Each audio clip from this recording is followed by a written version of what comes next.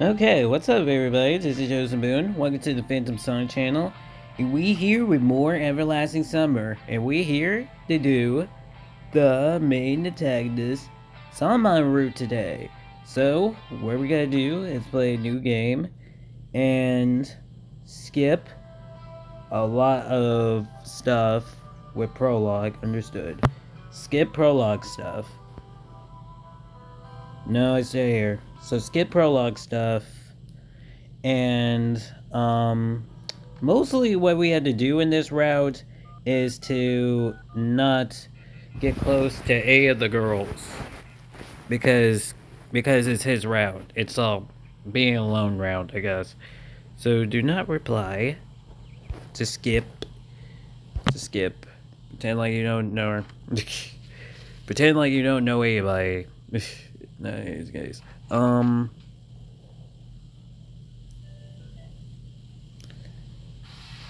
Run after him to avoid Lisa, and don't do anything to avoid Alana.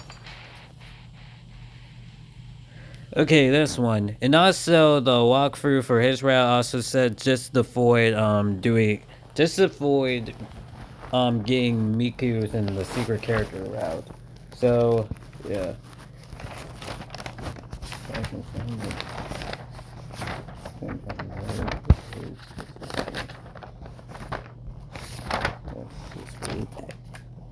Hold on. This one we gotta pick leave the keys. Leave the keys this time around. And this one, keep silent about the book. Because we praise it, and then we get close to Lily.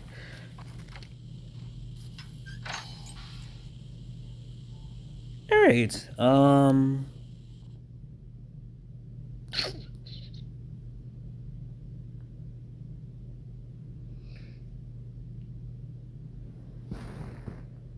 let's go to the infirmary. This is where we meet Violet and, the library. There we meet Sanaya and music club. This is where we meet Miku and learn more about Lana. And then skip all that. Go alone.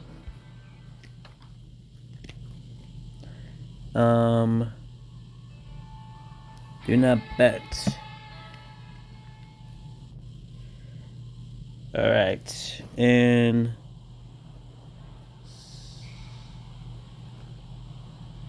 skip the tutorial. And then just guess we had to lose. We had to lose. We had to lose. We have to lose, cause to be honest, we won't get anything. Let's go to the football, you know. No one gotta be there. Man, damn it, hold on. Hold on. Hold up. Hold up. Hold up. Somebody was there. Somebody was there. Guys, we gotta avoid everyone, guys. We gotta avoid everyone.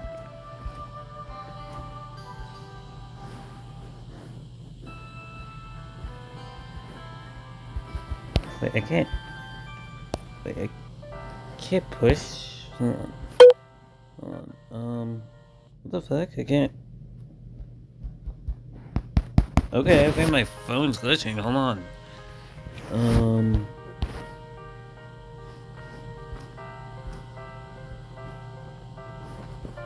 Look at that. This and. Oh.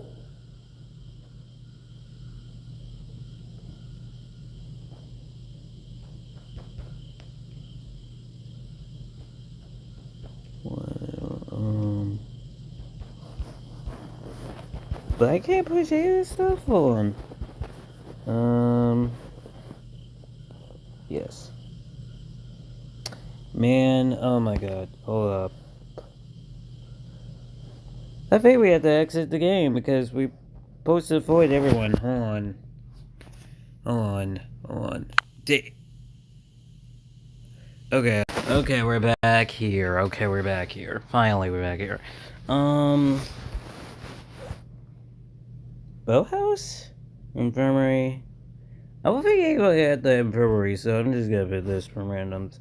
Oh, hey, I mean, we just here the first time. It just kept slamming forward, wandering around and coming to the infirmary. If I need emergency help, then it would be from a medical and going to see our nurse. Did not ever cross my mind. Okay. Um. Fine, now wait a minute.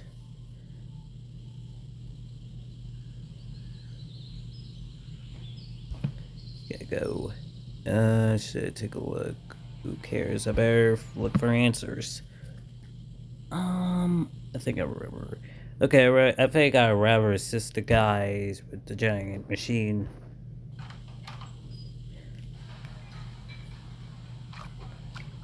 Okay. Right away.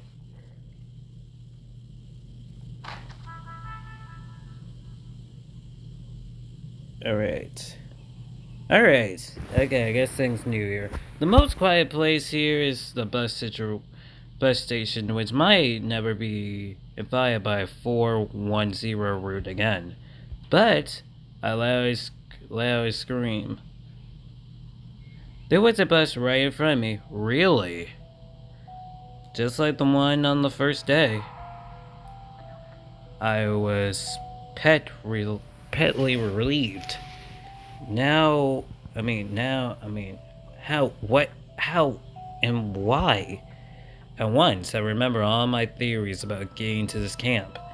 I was struck by the realize that during these last few days, I had gotten so used to locating life that I had started to forget that the thing happened here were really not normal. I just stood there and watched the determined location, then slam my hands to my cheeks to be sure that it is not a hallucination. The bus was still there. If it's here, then it's time to go home. So long, pioneers. I rushed the door. I come to my senses on the ground. My nose hurt like hell. I stood up and tried to understand what's going on. It seems like I bumped into something. The bus was more than real to the touch. I tried to reach my hand out through the door, but there was some kind of invisible wall. It was overworn by a near animation fear. Fear of everything. The camp is harvesting in this bus. How the hell did I ever get here? What is this determined hallucination? Can't answer. Why is this happening to me? Suddenly, a strong, unblamed wind blowed. I turned around and saw a little piece of paper under the wheels of the bus.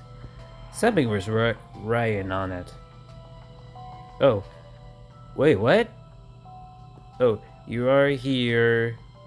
You are here. You're for real. You are here for a reason. You are here for a reason. Oh, you are here for a reason. The bad handwriting seemed familiar. Oh. I quickly have seen it somewhere. A trail above me. I took a small color from the ground and scanned the small sentence on the backside. The handwriting was identical. My hand cleared. I have sent a message to myself in the future. That's it. You are here for a reason. For a reason, okay. Or not. From the past. Damn, I don't understand anything. Oh.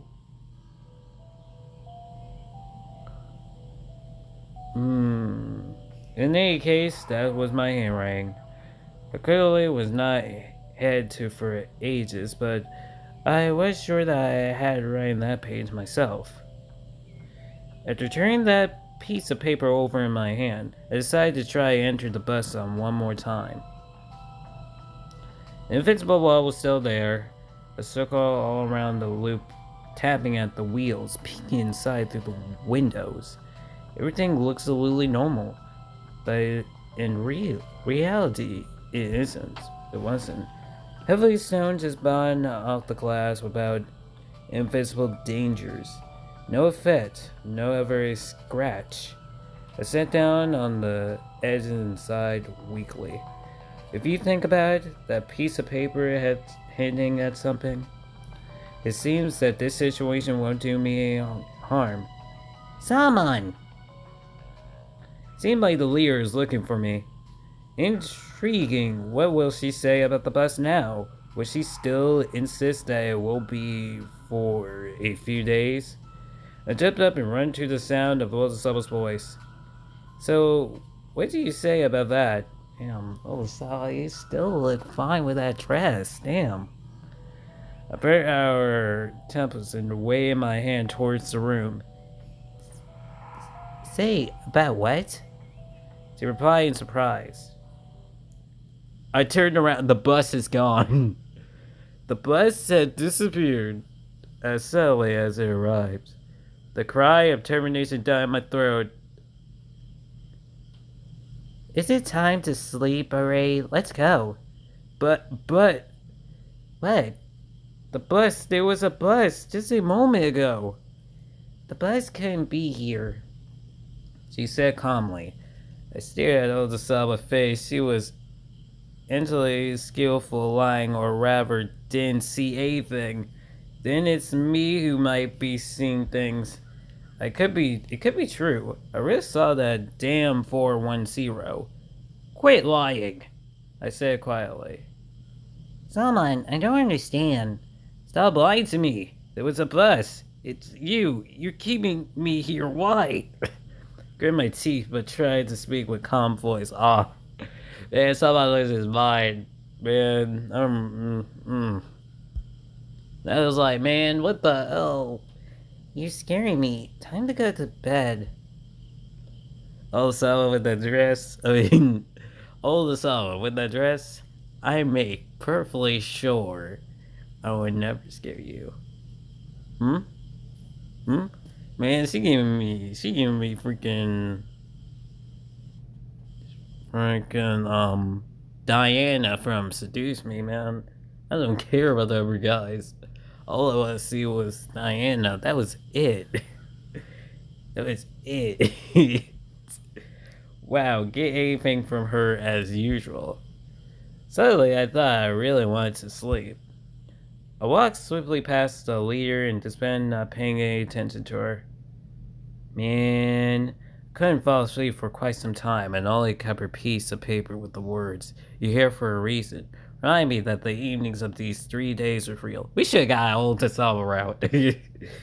Oh my god, man. Alright. On the next day. Wait. Oh. Oh, this is okay. A hellish crack in my head woke me up. My skills felt like somebody was pounding it from the inside. I rolled my eyes and saw the ring alarm clock on the bedside table, knocking off and dozing off again. Okay. When I woke up, it was already quite to 9. Looked like it's time to wake up. I can't miss my breakfast. I got up and scanned myself, and suddenly, I remember last evening. Okay, so that's why I won't skip. There was a piece of paper under the pillow. You are here for a reason. I still don't get it. What does it mean? How did I manage to send a message to myself? Why don't I remember that? More questions than answers. No answers at all to be paced. I left the cabin and looked over the camp. It doesn't look like an illusion. But this memo, it's making everything much more complicated. What can I trust? My stomach growled tentatively. Ever ancient among the investigation hunger. There was unexpectedly a crowd near the canteen. Of course, there was no other place in the camp that Pioneer loved as much as the canteen, but why would they all crowd on the porch? I came closer to understand what was going on. Okay, so Shrink is missing. Oh god.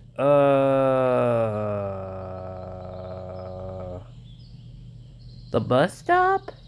That's weird. I guess we can go there. Don't go with me, Goo. Bus. I'll be boathouse. Because you're a loser. Oh yeah. And why is that?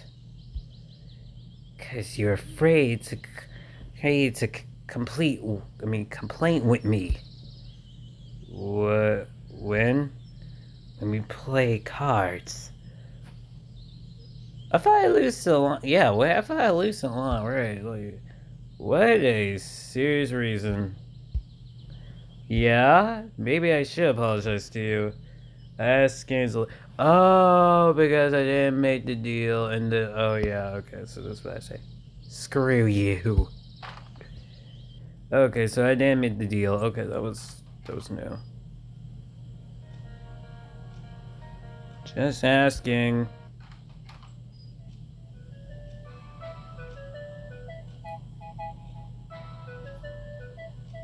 Oh, that's the candle right. S. And you don't you even take it.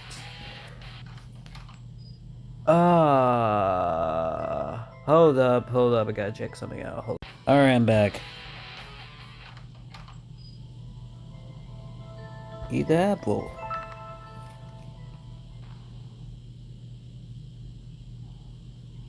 Go alone. I'm going there alone. Ozaba looked thoughtful. Perhaps you're right. We go together tomorrow morning. We stood in silence for some time, then disappeared around the camp. Everybody seemed forgot about Lisa, her terrible act, maybe due to the mere danger it caused. Together with the cavalier, it went towards our cabin. Tried to think of why Shrink would go to the old camp. He is interested in robots and electronics and is not scared stories and ghosts. What does that what that boost have to do with that? I remember how I decided to wait until something I saw it would happen. And then I realized this is it. Old Sawa, I think I take a walk before bed. Just not a long one. Okay. When I reached the squad, I understood that hanging around the forest for some other stranger place may not be that scary. But doing so in the dark, I didn't want to return to Altasawa cabin, but I had to find a flashlight. For instance, there was one in the infirmary. I was glad I didn't spend my whole time there reading the fashion magazines. The flashlight was found quickly. In a few minutes, I was again standing at the spot, pulling myself together. I just had to make the final decision before I entered the forest. Moving past the pioneer cabins, down the forest path towards the abandoned cabin. I set forward. Electronic told me that the old building was built immediately after the war. It looked like a kindergarten or like a panda case. I expect it indefinitely couldn't hold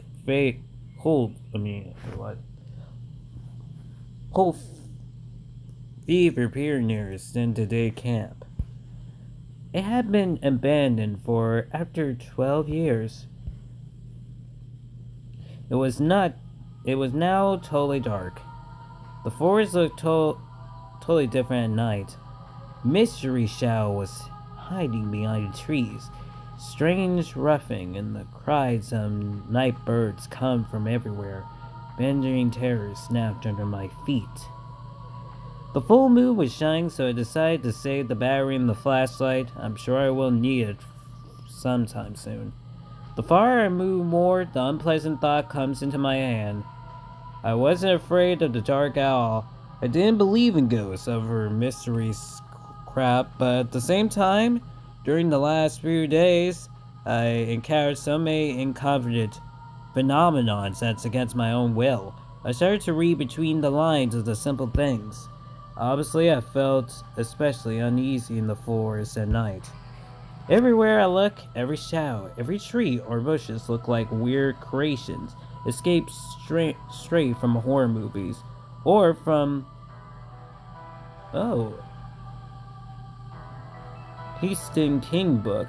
Okay, some little misery.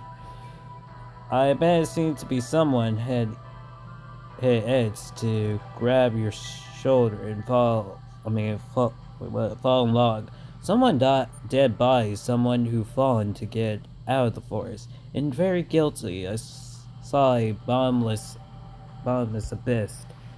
If I had found myself in this forest under other circumstances without all these buses and pioneer camps, of course, I would still feel uncomfortable, but then I would be able to explain everything with logic and be afraid of nothing, except for owls and mouses, of course. But at that moment, there was more than enough reason to fear. Depending on this, I reached the old camp without any adventures. In a little glance, sunlight by trees, stood a house rambling as a kindergarten. Paint pills of the walls, amounts all the windows were broken. Broken mansion here and there. Holes in the roof, it looked like those made by a bomb. In front of the building was a little garden, surrounded by refresh.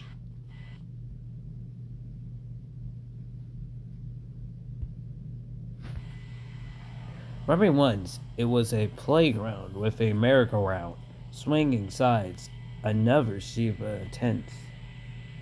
But time is circulates. All of them were broken and murdered by cornets. The grass was so tall that it almost come up to my waist. The moon looking out from behind the clouds illuminated the whole camp. It seemed like everything come back to life. Windows, shoes with new glass, walls looked like they'd been beaten with fresh paint. I hear playful laughter, saw tor- toilet children, joyful, running and frolic in the yard, and scanned camp leaders on the threshold, holding a basketball with ruddy apples in her hand. The old, the old clean lady take a nap and shudders. It sends a chill down my spine. Of course, my image was just play tricks, but the old camp itself was so similar to all the post-apocalyptic pictures I had seen that there was finishing was no surprising. I stood undecidable for a long time before I dared to go further. After all, I'm here to find strength, though I still don't get what he might be doing here. If he ever is here. A boost somewhere near doesn't mean anything. However, he was not eaten by wolves. For some reason, it seemed like there was no wolves in this forest. This might be the only place where he might be hiding. I carefully crossed the yard, pushing the tall grass apart and trying not to bump into a chandelier piece of metal. But I stopped in a doorway, hesitation. Immediately, heavy darks stared back at me from inside. Over the brightly moonlight, could not immediately eject or ever highlight a single house.